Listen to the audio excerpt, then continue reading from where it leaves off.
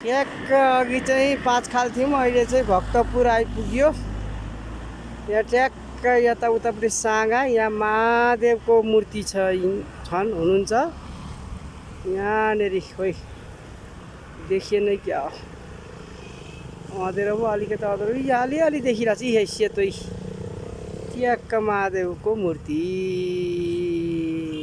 अब यता चाहिँ काठमाडौँ उपत्यका। ल भक्तपुर आइपुग्यो।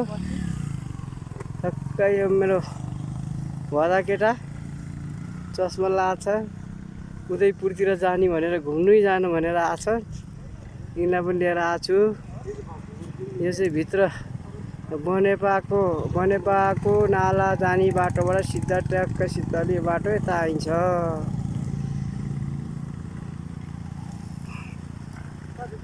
दाजुभाइ एकछिन आराम गरेर यता भिडियो सिडियो ट्याक्क प्राकृतिक नेपालको प्राकृतिक वातावरण, वन जङ्गल यस्तो छ।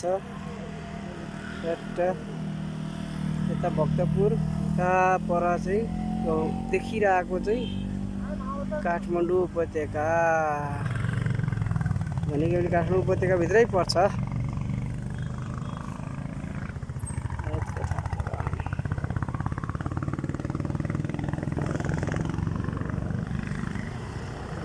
सूर्यको किरण ट्याक्क सिधले यहाँ सूर्यको किरण फालिरहेको छ।